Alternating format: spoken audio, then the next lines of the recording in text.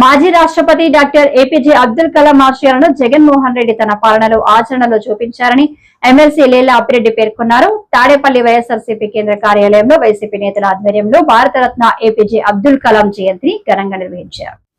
తను ఏవైతే కలలు కన్నాడో ఆ కలల్ని సాకారం చేయటం కోసం నిరంతరం కూడా ఒక శ్రామికుల్లాగా కష్టపడి మంచి చదువుకొని ఒక ఇంజనీరుగా శాస్త్రవేత్తగా భారతదేశానికి అనేకమైనటువంటి శాస్త్ర సాంకేతిక రంగంలో అనేకమైనటువంటి కార్యక్రమాలు తీసుకొని దిగ్విజయంగా తీసుకున్నటువంటి ప్రతి కార్యక్రమాన్ని జయప్రదం చేసినటువంటి వ్యక్తిగా, ఆ తరువాత దేశానికి రాష్ట్రపతిగా, ఎందుకంటే ఆయన సమాజం పట్ల ఆయనకు ఉన్నటువంటి అవగాహన కానీ ఆయనలో ఉన్నటువంటి దేశభక్తి కానీ నిరంతరం కూడా దేశానికి సేవ చేయాలనే ఆ దేశభక్తి ఆయన్ని రాష్ట్రపతి దగ్గరికి తీసుకువెళ్ళినటువంటి పరిస్థితులు.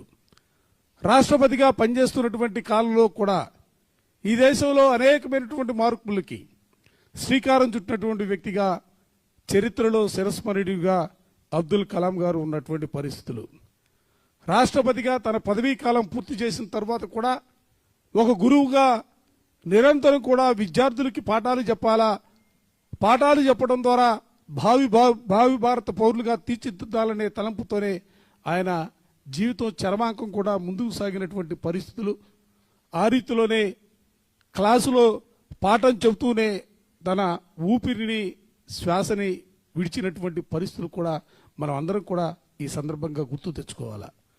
అంటే దేశంలో క్రమశిక్షణ, దేశభక్తి, ప్రజలకి సమాజానికి ఏ విధంగా బాగు చేయాలా, సహాయపడాలనే ఆలోచన కలిగినటువంటి వ్యక్తిగా ఇవాళ మనందరికి కూడా ఆయన ఆదర్శప్రాయంగా నిలిచినటువంటి పరిస్థితులు కూడా ఈ సందర్భంగా చెబుతూ, ఎందుకంటే ఆయన ఆలోచనల్ని ఆశయాల్ని పునాదిగా చేసుకుని జగన్మోహన్ రెడ్డి గారి నేతృత్వంలో వైఎస్ఆర్ కాంగ్రెస్ పార్టీ పుట్టినటువంటి పరిస్థితులు కానీ, ఇవాళ ప్రతిపక్ష పార్టీగా ఉన్నా, అధికార పక్షంగా ఉన్నా, తిరిగి ఈ రోజున మరలా ప్రతిపక్షంగా ఉన్నా కూడా ఆయన ఆలోచనల ఆశయాల్ని ముందుకు తీసుకెళ్లే ప్రక్రియలో ఈ రాష్ట్రంలో వైఎస్ఆర్ కాంగ్రెస్ పార్టీ అగ్రభాగాన ఉంటుందన్న కూడా పెద్ద స్థాయిలోకి వెళ్ళాలి, దేశానికి సేవ చేయాలి అని ఎంతగానో కలలు కన్నారు.